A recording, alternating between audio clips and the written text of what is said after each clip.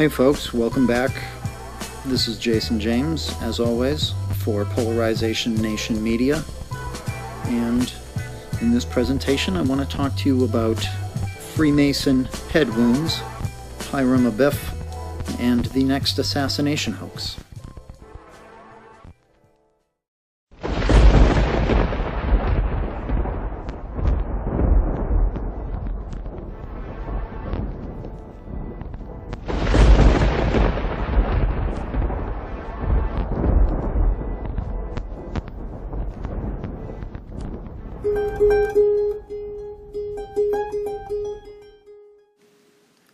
I'm pretty sure people who follow my work on a regular basis don't always agree with me, and I don't expect them to. But one thing we can, I believe, universally agree on here is that individuals who are very influential in Hollywood and media are participating in major events that are social engineering, spectacles that create an outcome in the public. And they are using esoteric symbolism very often. And I've taken a look at that through much of my work. And I want to talk about Masonic head wounds, Hiram Abif, JFK, and some disinfo paradigms. Here we have Peyton Manning, all-star NFL quarterback, Hall of Famer, most likely. Just broke his neck applying makeup to his head. Got himself a nice little forehead wound there. We see this in a lot of coded media. Wait, Doc, the bruise in your head. I know how that happened. You told me the whole story. So let's take a look at this story behind the Masonic head wound, referencing Hiram Abif, sometimes called Hal. Hiram Abif lives. The prototypical Freemason, the chief engineer of Solomon's Temple, who was murdered for not giving up a secret. Who will help the widow's son, is a cry in reference to Hiram Abif. Incidentally, Hal Incandenza's mother, Avril, is a widow in infinite jest. The murder of Hiram Abif is reenacted during initiation rites in Masonic lodges, and the story can be found elsewhere. Let's take a look at Rosslyn Temple, patterned after Herod's temple, which itself was patterned after Solomon's temple. It's thought that William Sinclair had been to Rome and seen a pillar which he just thought was so exquisite he wanted to have replicated in his chapel. So he went to his master mason and said, I've seen a pillar and I would like you to build it for me. Master mason felt it was such a responsibility that he had to go to Rome to see the original before he could build it. And during that time, one of the apprentices had a dream. And in this dream, he was told how to build the pillar, and he also saw himself completing it. And William Sinclair, fearing that his master mason may never return from Rome, authorized the apprentice to do it. And this is what he produced. The master mason did return. And on his arrival, when he saw the beautiful pillar, clearly enraged with envy, he gave him a smash across the forehead with a mallet, killing him instantly. So here again, in the Templars' myth of Rosslyn Temple, we have an apprentice craftsman murdered. Kind of a Christ-like figure also. He's got the wound on his forehead, struck for creating something that looks a lot like DNA. Interestingly enough, Solomon's Temple, the work of the Mason, is in reference to the body, and Jacob's body, laying on the pillow stone. All of the other apprentices then turned on the master mason and killed him on the spot. So the other apprentices decided that this story shouldn't be forgotten, so they carved faces from the story on the interior of the chapel. That's actually the face of the apprentice. You can see that there is actually a big gash on the upper right-hand side of his forehead where the fatal mallet struck. Now, I want you to keep this symbolic wound in mind in this iconography while we take a look at some gatekeeping from Barely Human 11, who is predictive gatekeeping disguised as breakdowns. He has done a breakdown of Back to the Future, which asserts that the clock tower in Dealey Plaza is analogous to the clock tower in Back to the Future's Hill Valley Town Center. So this courthouse clock tower and Dealey Plaza are the same. And he also says that the bullets that struck JFK and killed him are analogous to the lightning striking the DeLorean to send it back in time. So JFK's death was time travel. But take a look at this symbolism here. That block past Maple, that's John F. Kennedy Drive. Who the hell is John F. Kennedy? Let's break down Barely Human 11's in-your-face code. What is he showing us right here? Look what stood out to me right away. Let's take a closer look. DRI, death, resurrection, immortality. Flip the D to the end, RFID. We are seeing symbolism for RFID marks on your forehead or on your right hand. Barely Human 11 uses once again the Ouroboros symbolism to circle Marty's hand. He says it's a gun. I'm suggesting the forehead wounds, the reference to the right hand, the Ouroboros symbolism. This is all Barely Human 11 putting esoteric symbolism right in your face. That's a reference to RFID chips. And he's not the only one suggesting we'd be seeing this technology in our present time. More now of our special coverage here tonight, life in the U.S. in 10 years' time. By that time, there may be all kinds of new ways to safeguard and identify all those things that make each of us unique, our faces, even our fingerprints, even our eyes. Here now with more on the future of technology, NBC's Tom Costello. The year is 2017. You're rushed to a hospital unconscious with no ID or medical history, but thanks to a microchip under your skin, it's all there. Science fiction 20 years ago, but a biometric reality today. The technology is based on answering one simple question. Am I who I say I am? I've already exposed Barely Human 11's gatekeeping in previous McFly code breakdowns, as well as showed his coded symbolism. He's predictive programming, pretending to break down predictive programming. Let's take a closer look at some older breakdowns, see how they fit into the bigger picture here.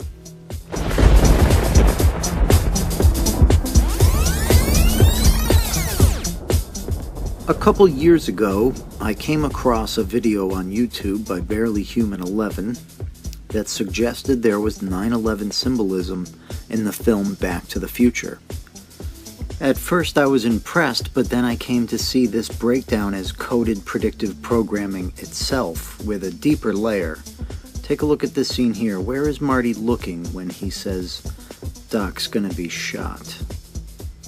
He's looking at these signs over here. We've got, that breaks down to 88 or 16. Dates are a year off throughout the film, just like the Red Sox and Cubs predictions.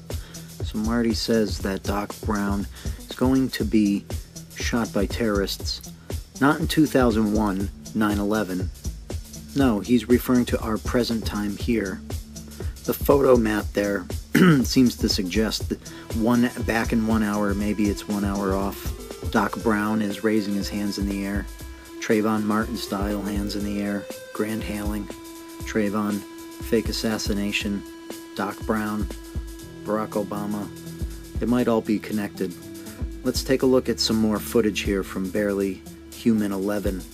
He wants us to connect the assassination of Doc Brown and the clock tower getting struck as the same event.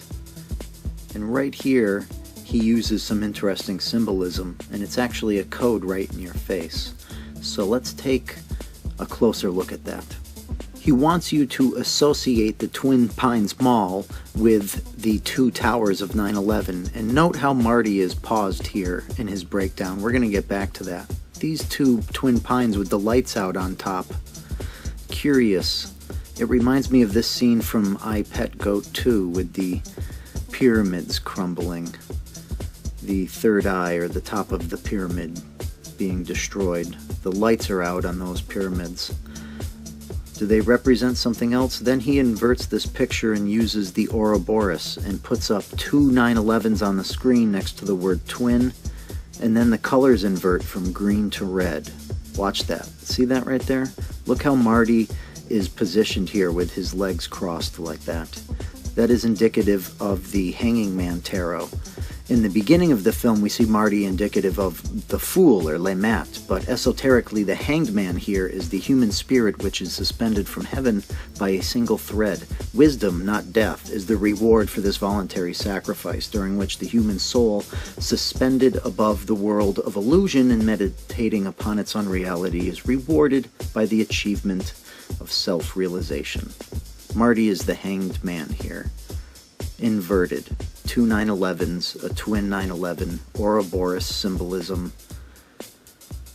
Barely Human 11 wants to tell you that these symbols all point to one event that is in our past, 9/11, 2001.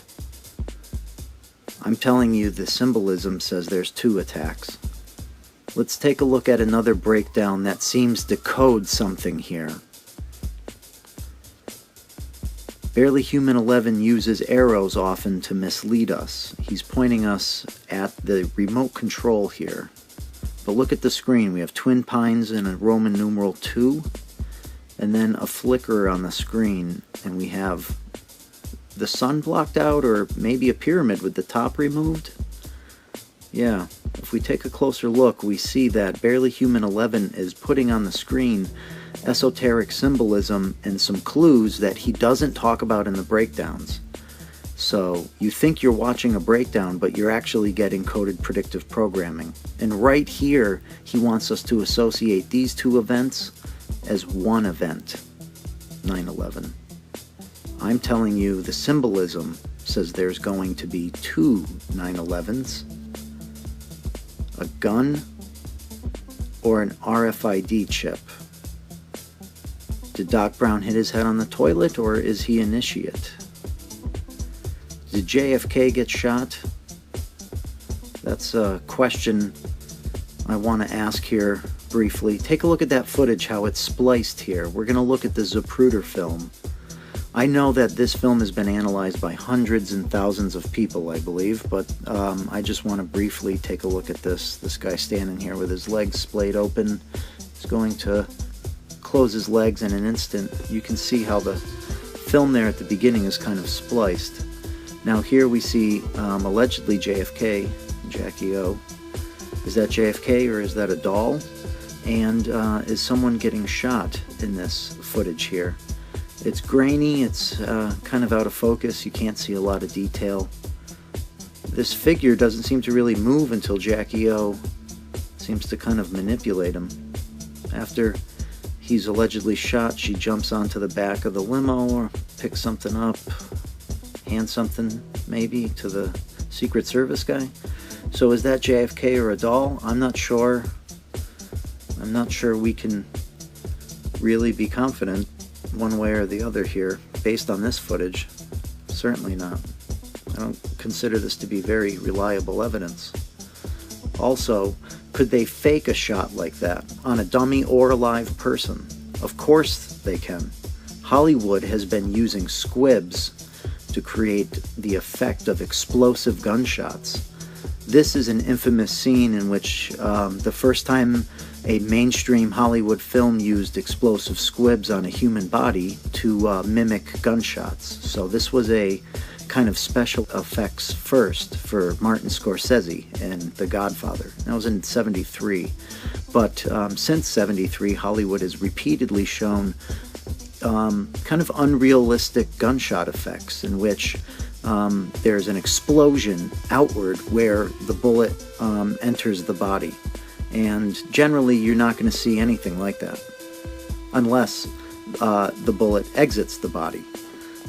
So if JFK's forehead were to blow open, one would assume that he was shot from the back of the head and it was an exit wound. Yet we see his body rocked backwards, so it looks like he's shot from the front. There's a lot of questions and speculations. I'm suggesting that either JFK or an actor or a dummy was hit with a squib. Moving on. In my previous decoding involving unified code theory, I've pointed out how David Foster Wallace and Infinite Jest have some predictive programming going on. David Foster Wallace is a bit of a hero in the literary community. People believe he hung himself in 2008. I'm suggesting his 2008 death was a death hoax. He now publishes as George Saunders. I've also pointed out how he's connected in Pulp Fiction with Jonathan Franzen, who is also quite a celebrated American novelist.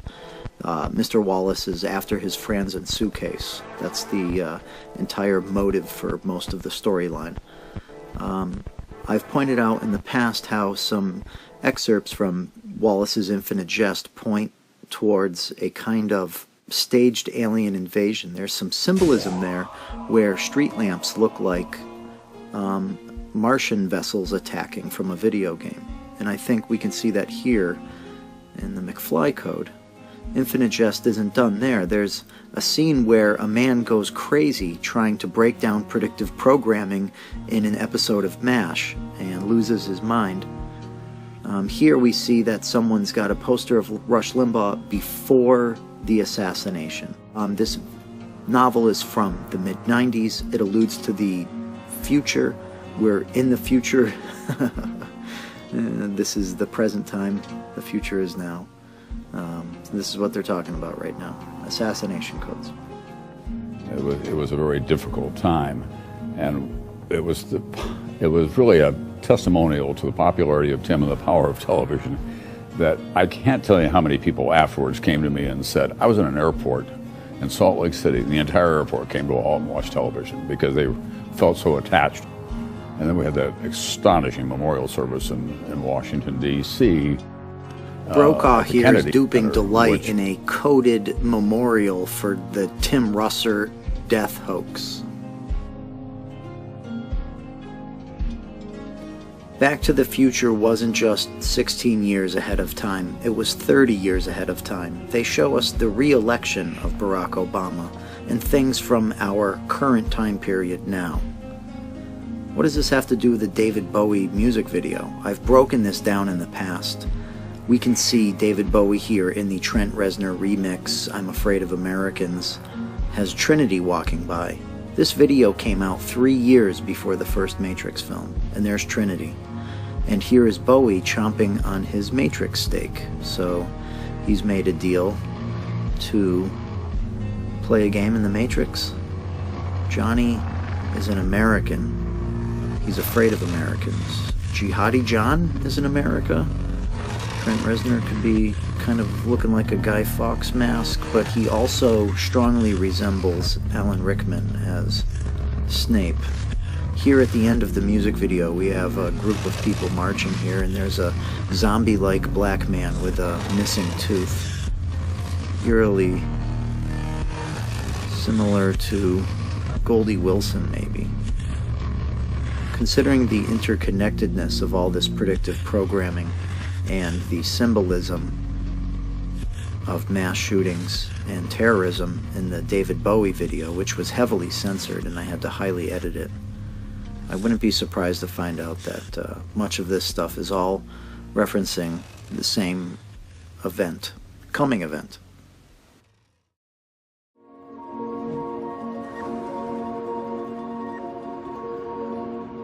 The idea I love is that a story is kind of a black box.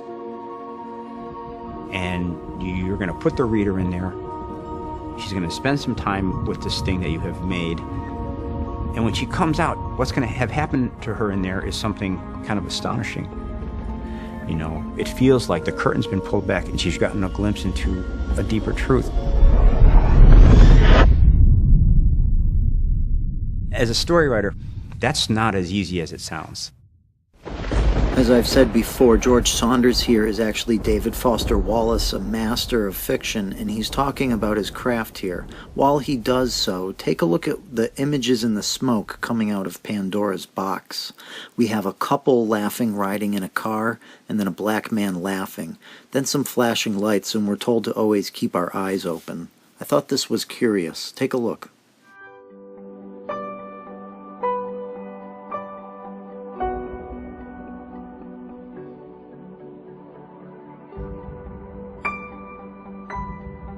As I've gotten older, my view of the world has shifted a little bit.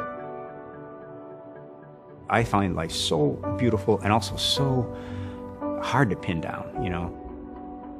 And for me, the process of sitting down to write a story is to keep your eyes open all the time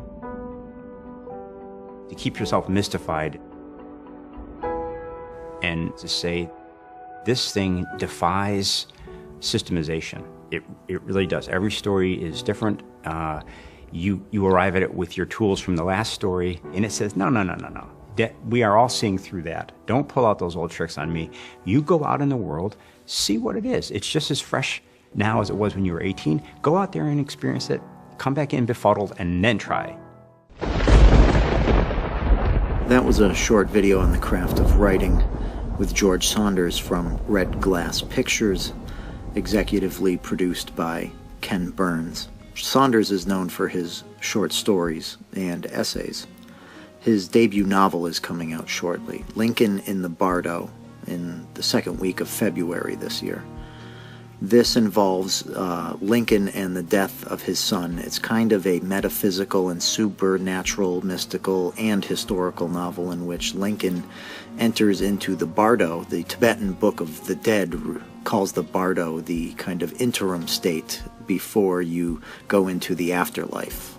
So almost like a Tibetan version of a purgatory, and Lincoln goes into this state after his son dies. He is grieving a great deal. These are the plot points that I know. I haven't read the novel. It hasn't been published yet. I don't have an advance copy, but I thought it was interesting. Lincoln and Obama are often affiliated with each other.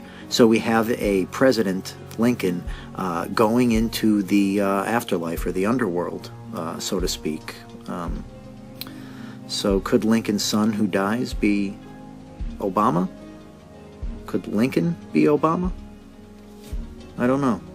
Curious. Architects and engineers for 9/11 Truth and Richard Gage are gatekeepers extraordinaire. But let's take a look at their predictive programming as well. I'm going to suggest that Richard Gage's very name is a code.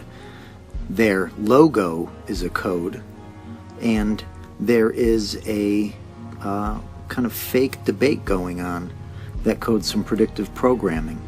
Now, architects and engineers are what the Freemasons refer to themselves as.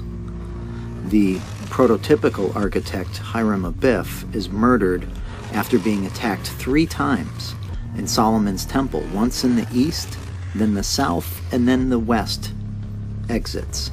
He is first struck in the throat, and he is struck in the throat with a 24-inch gauge. He is then struck in the south exit, in the chest or heart, with a square.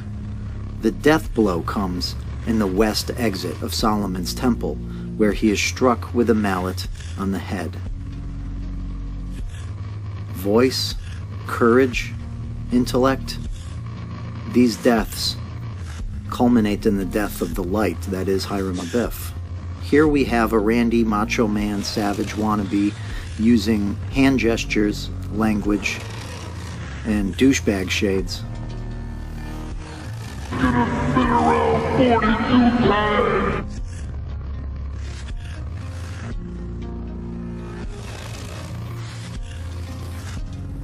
These clowns laugh through. Go into orbit, and you're gonna see the Twin Towers come crumbling down. Yeah. These two actors chuckle through most of this interview right in front of the White House, where the young kid there mimics Macho Man talking about 9/11, and that was in '89 he was doing that. The logo here has got the compass and square, a blue beam plane. You can kind of see the G in the middle almost even, right in your face. Now, let's talk about the Black Star who died.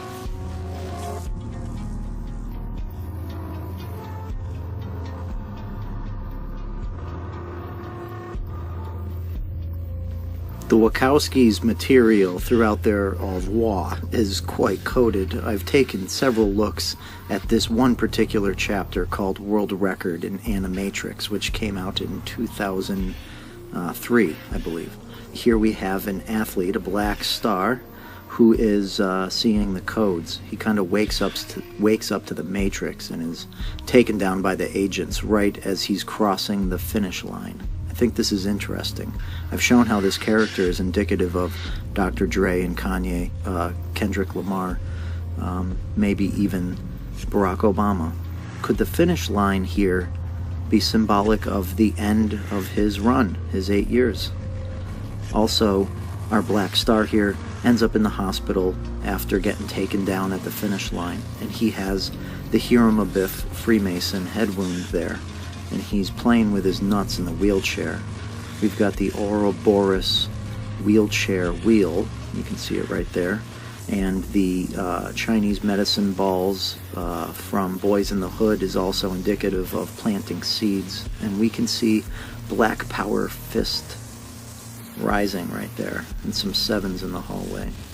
Could this all be coded predictive programming, suggesting time and time again that there are going to be 2 9/11-like events? We've had one. Some of the predictive programming could be suggesting that the second 9/11-like event might involve some sort of assassination hoax. We're at a point in this country where we have never been so polarized since the Civil War. The United States is hardly united.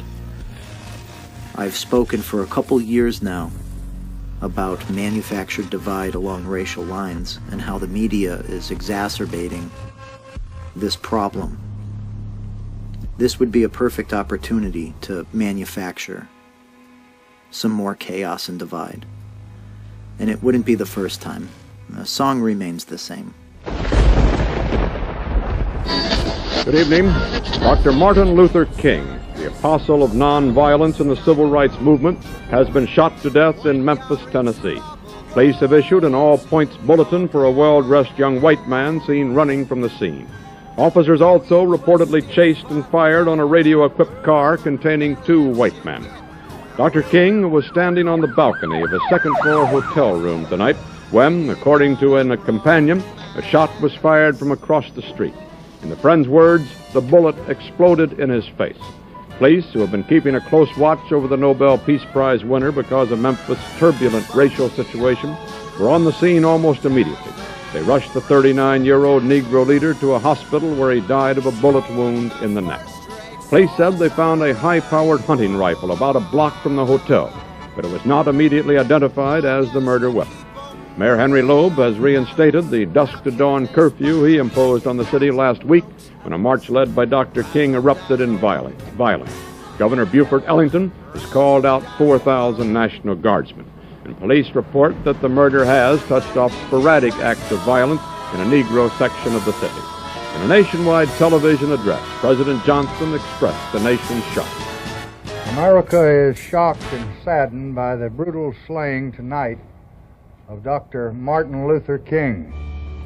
I ask every citizen to reject the blind violence that has struck Dr. King, who lived by nonviolence.